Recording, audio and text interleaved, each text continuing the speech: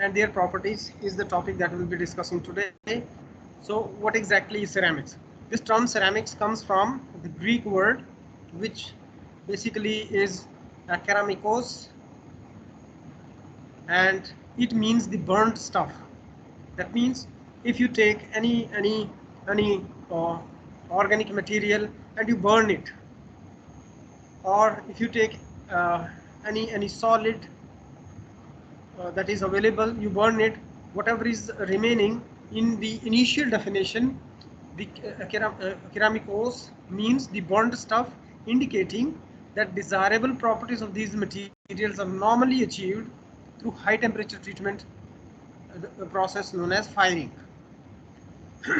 Taking this definition, what it means, the burnt stuff, if something is burned,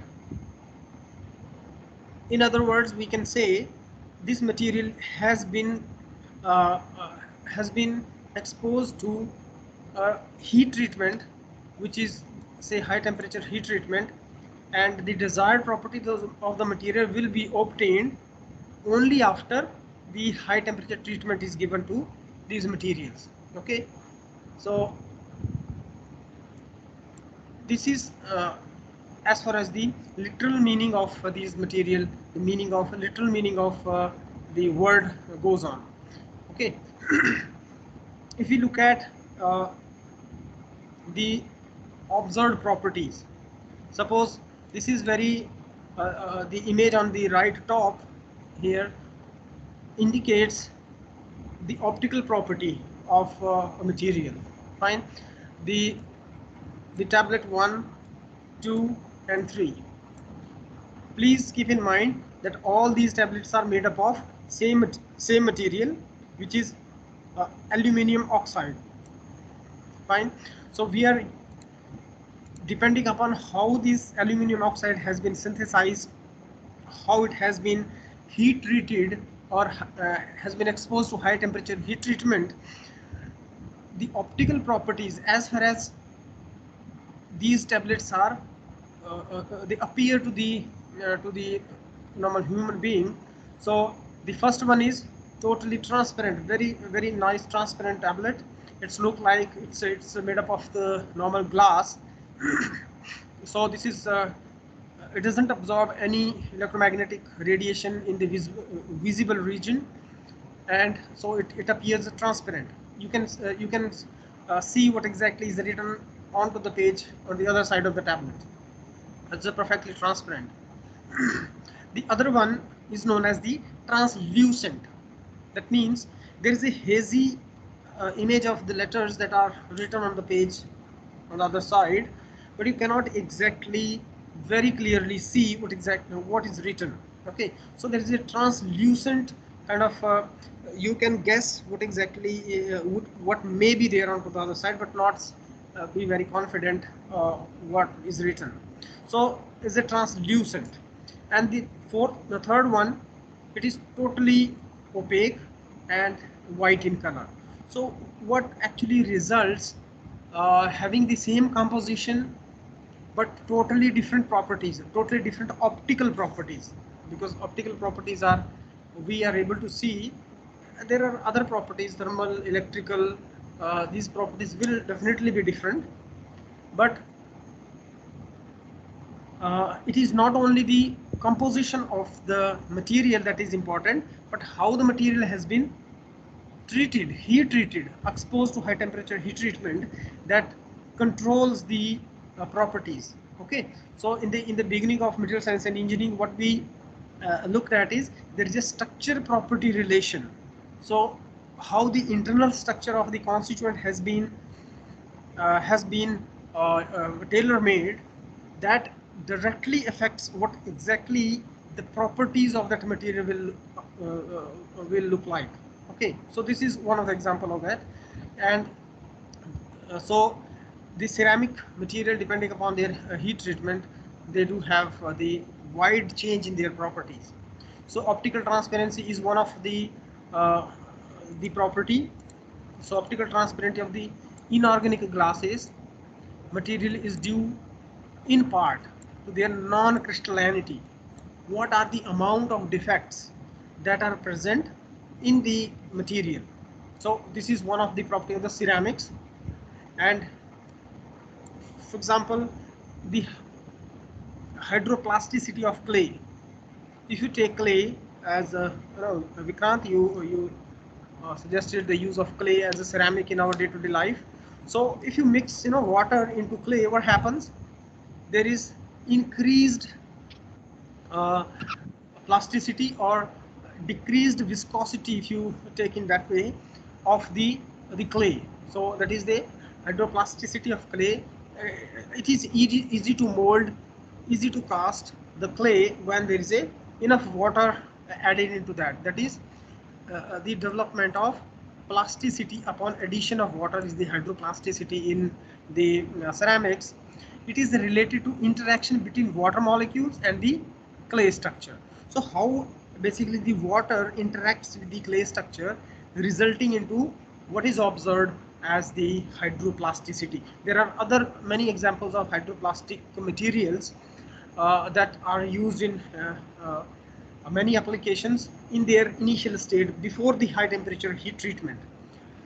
The permanent magnetic and ferromagnetic behavior of some of the ceramic material, say controlled by their crystal structure.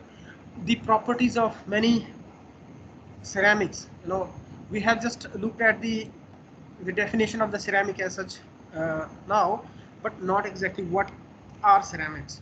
So if we look at the examples, these ceramics are basically the compounds between metallic and non-metallic elements.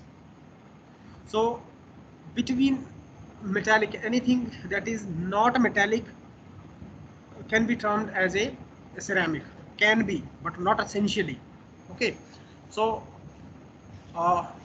they are the compounds between metallic and non-metallic elements, and they are most frequently, they are oxide, nitrides, carbides, hydrides, borides, etc. So majority of the material that we see in the natural environment, they are ceramics, because they are most stable in the normal temperature and pressure conditions. For example, if you suppose take iron as a metal and leave it in the open environment for some time, what happens, that we have seen in the earlier classes, the problem with the iron is it rusts, right? Oxidation. So what is rusting? It is the formation of oxide of that particular metal in a given conditions. So why it is rusting? Because iron as a metal is not stable, is not the most stable phase of iron, but it is the oxide of iron that is most stable. So it is like spontaneous process. Oxygen in the atmosphere, it reacts with oxygen because the required amount of energy is available in the form of thermal energy in the surrounding, and we have the iron that is present after rusting. Okay, so if a material after rusting or formation of oxide, the material stays there, stays as oxide for as long as I mean uh, because it is the most stable state of the compound. So consequently, for other element as well, for example, oxide, nitride, carbide, hydride, boride, etc. These kind of materials are among the most stable one. One of, if it is most stable, so if I look at kind of the energy level diagram, so if it is most stable, suppose this is energy along the y-axis, energy. So if the phase need to move above away from the equilibrium position, which is the minimum energy position, there the energy from the external source is required to change the position of the phase in the surrounding. So unless that enough amount of energy is not available, phase will remain same irrespective of the time passed. Okay, so that's why majority of the material in the environment are found as they are basically ceramics. So in the ceramics, interatomic bonds are neither totally ionic, either totally they are ionic or predominantly ionic, but having some covalent character. So you can see ionic bond and covalent bond both contribute to have the ceramic or the inorganic materials. Okay, so there is some amount of covalent character, and major component is ionic bond. That means their electronegativity seldom will be equal, but in, most of the time it definitely will be unequal, and that is responsible for the ionic character, and majority of the elements they'll be having either totally ionic or some amount the covalent character in them. And because of this, these materials are stiff, they resist any dimensional change.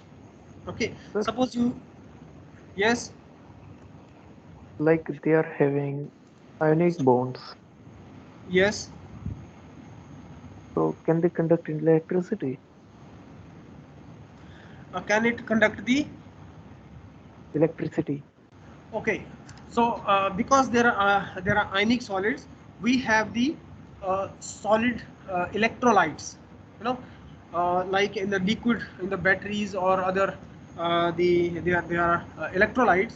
There are solid electrolyte as well, so they do conduct the they transfer the charge, but not through the electrons.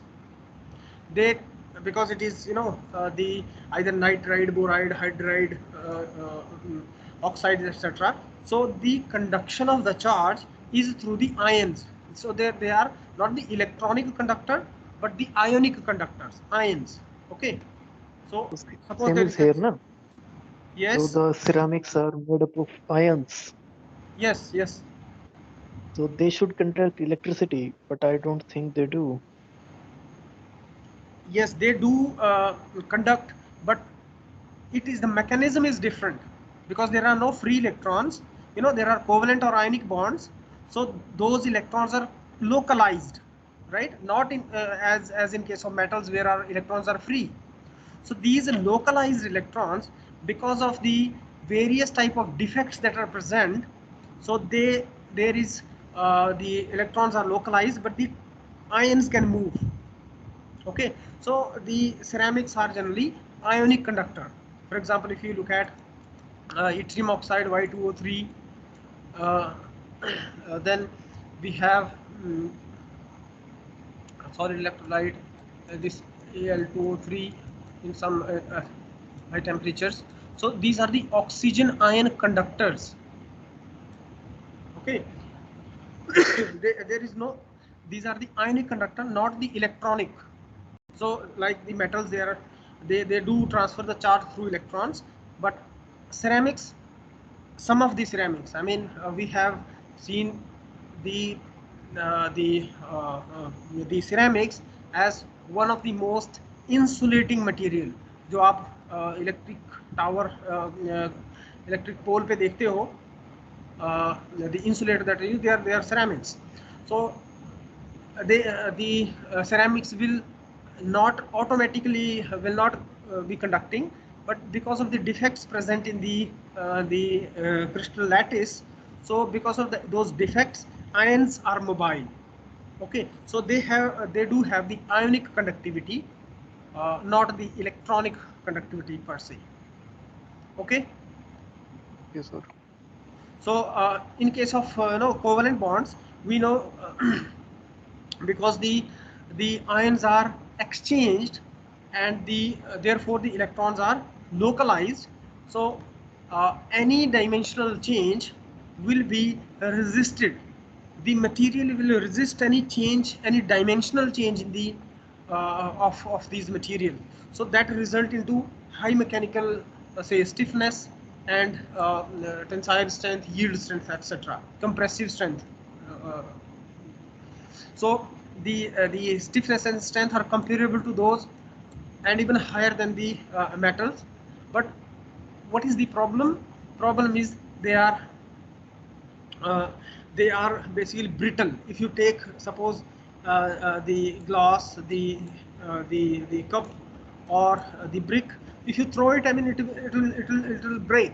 So this brittleness is the characteristic of the ceramics, and that actually limits usage of these materials in many applications. But they could be very good good insulators of electricity, very good conductor of electricity.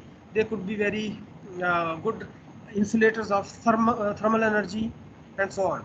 So that depends upon what is the material, what is the crystal structure, how they have been exposed to high temperature heat treatment. So the processing is very important in obtaining desired properties of the ceramics.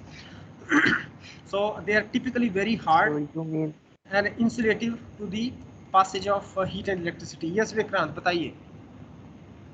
it doesn't depend on the components of which it is made up of. It depends on the process how it is made up of. It is not. Sorry, I couldn't hear you. You said that they are very good insulators of heat and electricity. Yes.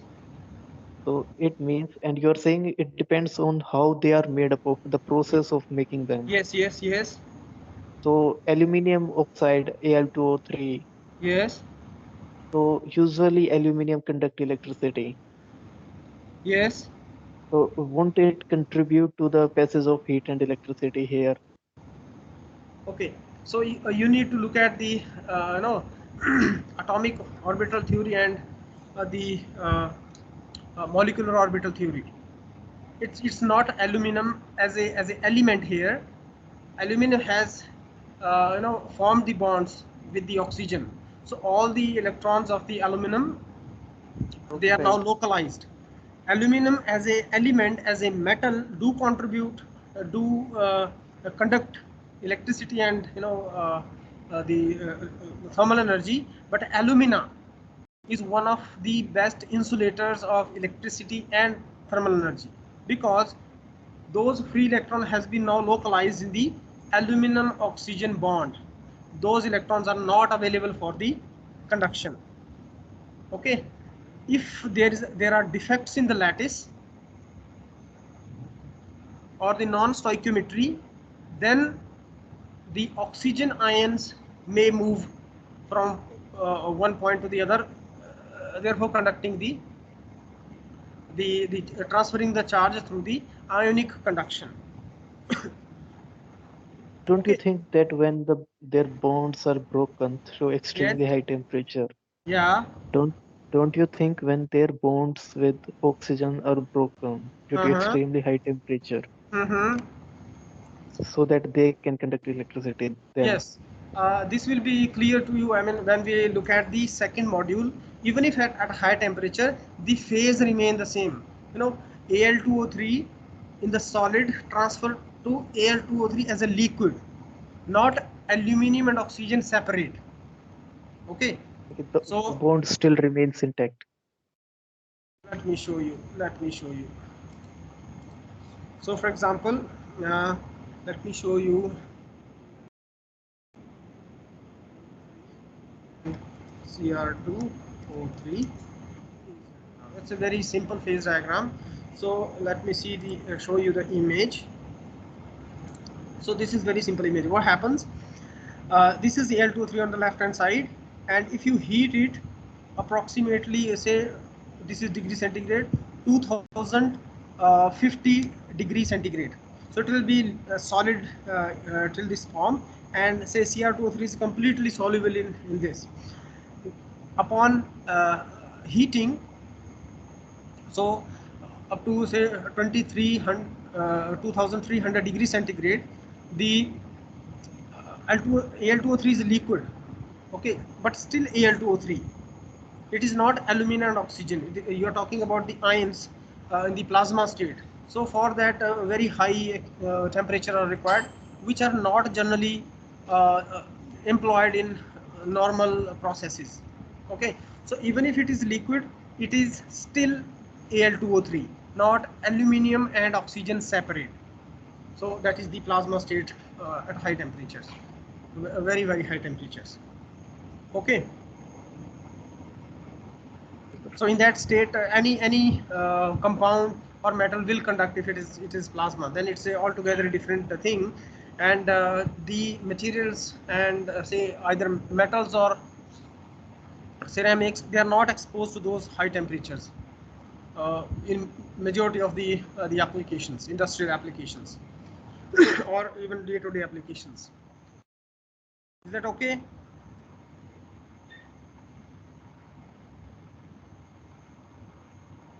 Okay. Yes, sir. Okay. Okay. So they are more resistant to high temperatures and harsh environments than the metals and the other class of material, which is polymers. So ceramics are, we looked at the high temperature or refractory metals. Okay, refractory metals are one thing, they are very limited in number. Second thing, they are very expensive. If you need to use the refractory metal, you can say we have refractory metals, and metals can, because of their properties, they can survive in harsh environment, high temperatures, superalloys also. But getting superalloys and refractory metals is very costly, because one thing you need to, as in case of titanium, is not a refractory metal, but just an example. The refinement of these metal is very costly. Okay, so as far as the cost consideration is concerned, everybody wants the economical, any process or article. So in that sense, because all these things, for example, clay, alumina, silica, they are abundant in on the Earth's crust.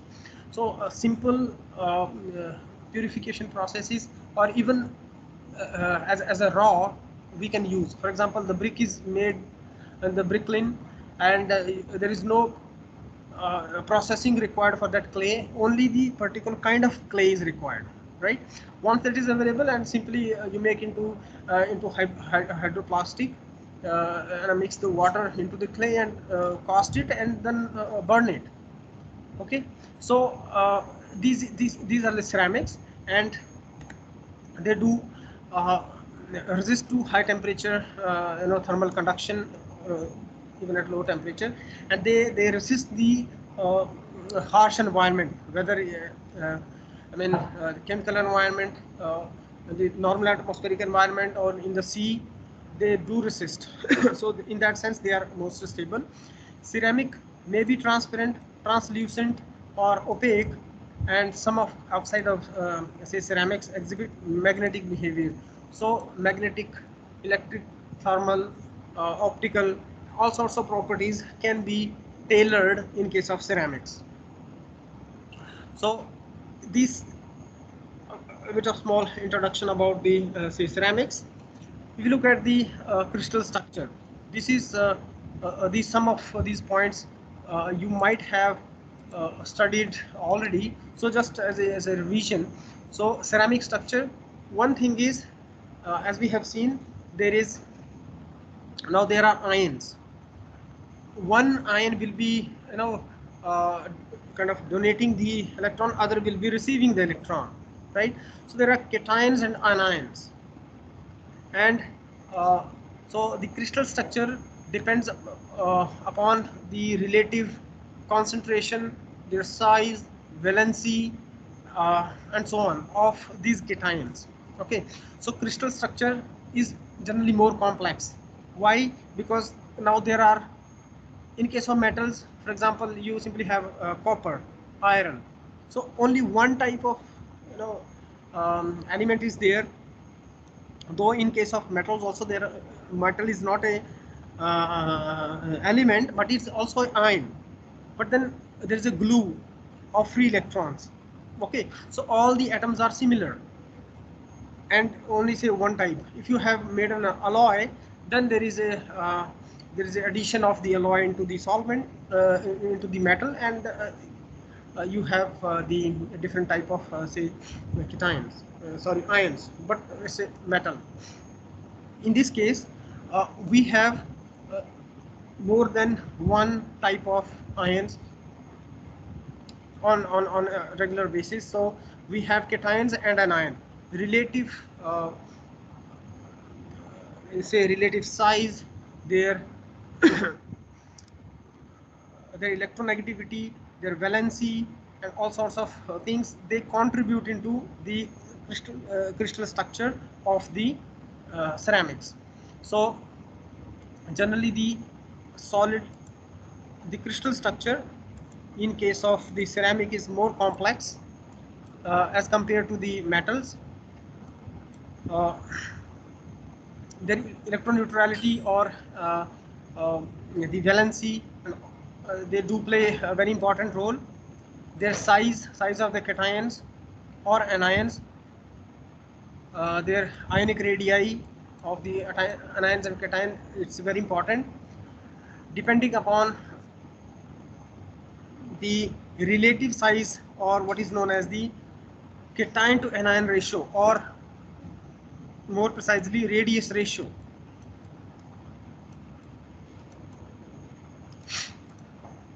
decide what kind of coordination will be there. For example, in the image that is shown at the bottom, so we can see there are, say, these are the anion and cation kind of coordination, and depending upon their relative size, the configuration could be stable, as in case of say the configuration number 1, configuration number 2. These configurations are stable. That means the central ion is in contact with the all the atoms, ions surrounding it. But if the size is too small, then this configuration is unstable, and what it means, this central ion is not in the lattice position, but it is in the interstitial position. Okay, so stable and unstable anion cation coordination configuration, this is represented.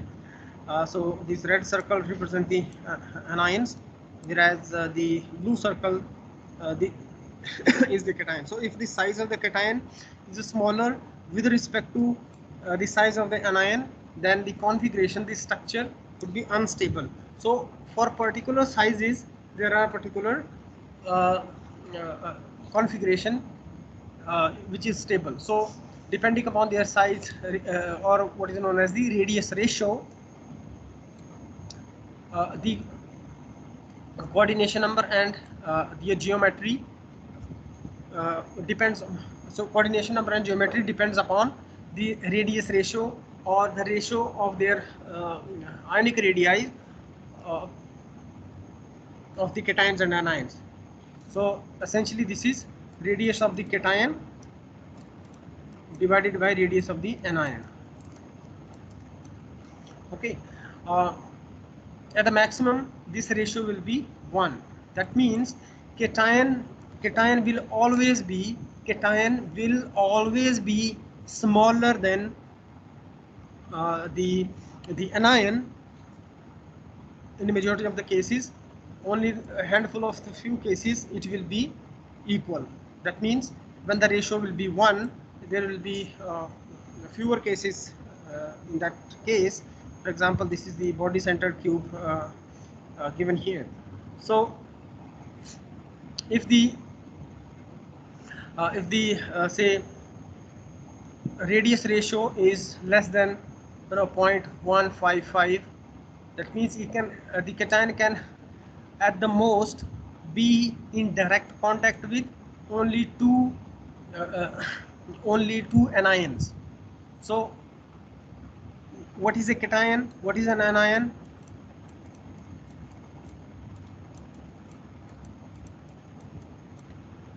Sir, which loses an Okay, electron is n let and me ask somebody else. Yes, Devender, what do you think? What is a cation? What is an anion?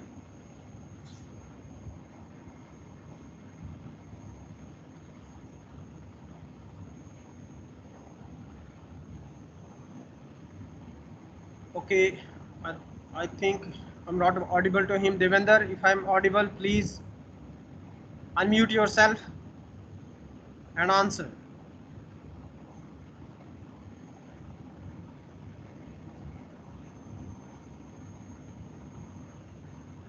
Okay, Arpit, am I audible? Yes, sir. हाँ बताओ क्या होता है cation? Sir, cation is positively charged ion. Positively charged ion is cation.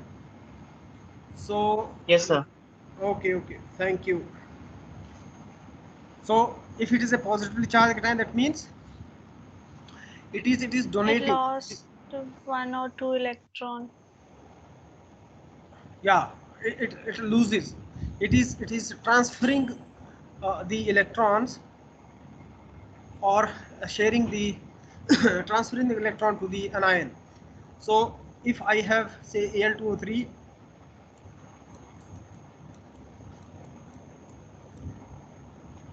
so Al2O3, so here's the oxygen anion and aluminum as the cation.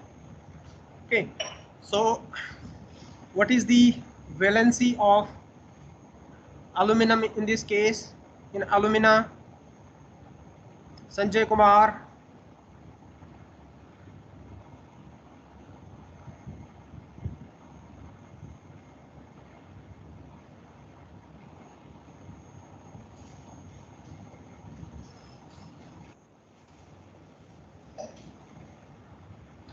Sunita कुमारी.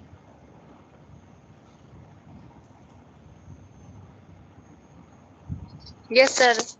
हाँ बताओ valency कितनी है aluminium की एल्यूमिना में?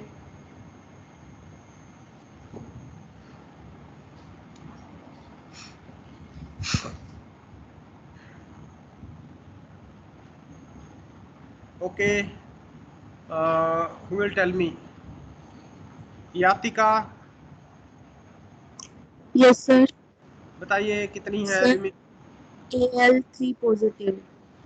एल्यूमिनियम की? सर 3 पॉजिटिव, अपने जो वैलेंस इलेक्ट्रॉन है उसमें से 3 इलेक्ट्रॉन्स वो दे सकता है। थोड़ा जोर से बोलिए या चैट बॉक्स में लिखिए. The question is what is the valency of aluminium in alumina? Okay sir. Sir Al+3। Al+3. 3। Okay, so का आंसर है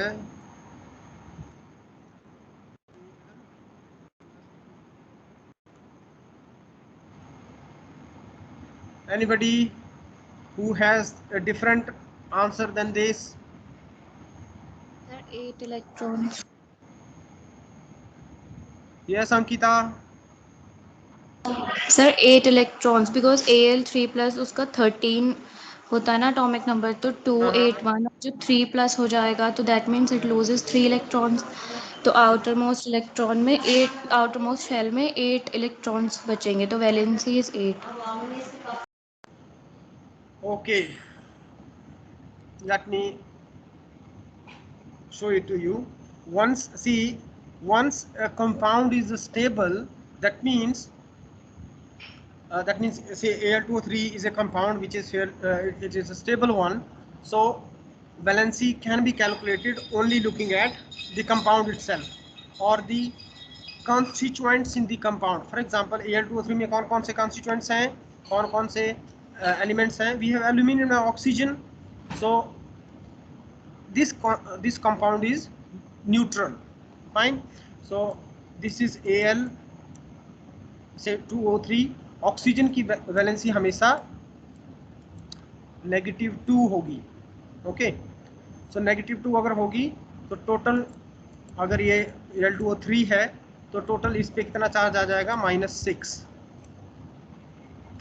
सिमिलरली अब -6 आपको 2 एल्यूमिनियम में बैलेंस करना है तो इस पे कितना आ जाएगा? +3. You don't have to look at the electronic configuration as such. Electron configuration में क्या है, अगर इसका 8 है डी ब्लॉक में elements, so it has the 3 electron beyond the half filled configuration, so it can give out 3 electrons easily. So 3 इसकी configuration कितनी है, 3. Now let us look at the size difference. So ionic,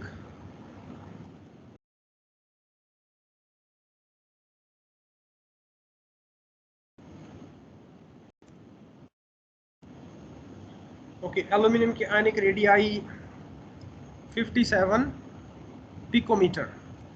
So let us write this is 57 picometer. So and oxygen,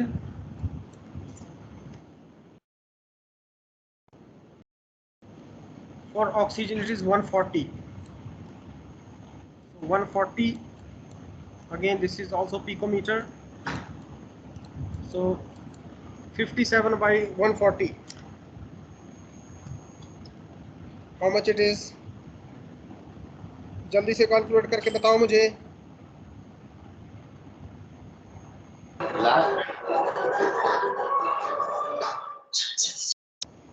This is 0.407. So this lies, this is 0.407. Okay, so that means Al2O3 will be having 4 coordination number, where each